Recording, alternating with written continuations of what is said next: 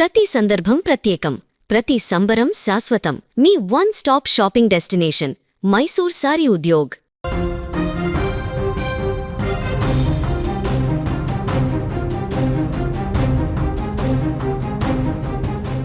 కడప చెన్నై జాతీయ రహదారిపై ఊహించని రీతిలో భారీ అగ్ని ప్రమాదం చోటు చేసుకుంది. ఒకదాని తర్వాత ఒకటిగా 3 వాహనాలు మంటల్లో చిక్కుకుని పూర్తిగా కాలి బూడిదయ్యాయి.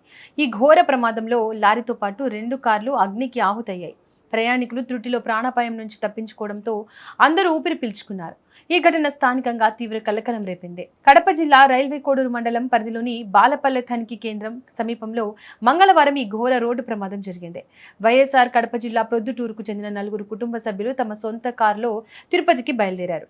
అదే సమయంలో బాలపల్లె చెక్పోస్టు వద్ద సాంకేతిక సమస్య రావడంతో ఒక లారీని రోడ్డు పక్కన నిలిపి ఉంచారు. తిరుపతి వైపు వెళ్తున్న ప్రొద్దుటూరు కారు ఒక్కసారిగా అదుపు తప్పి రోడ్డు పక్కన ఆగి ఉన్న లారీని వెనుక నుంచి బలంగా ఢీకొట్టింది.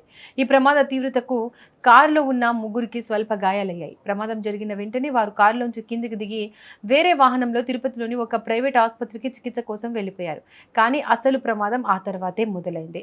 ఈ ఘోర ప్రమాదం జరిగిన కొద్దిసేపటికే, అంటే ఉదయం 10 గంటల నుంచి 11 గంటల మధ్య ఆ సమయంలో కడప నుంచి తిరుపతి వైపు వెళ్తున్న మరో కారు బాలపల్లె తనిఖీ కేంద్రం సమీపంలోకి వచ్చింది. సరిగ్గా ప్రమాద స్థలానికి రాగానే ఆ కారు నుంచి అకస్మాత్తుగా పొగలు రావడం మొదలైంది.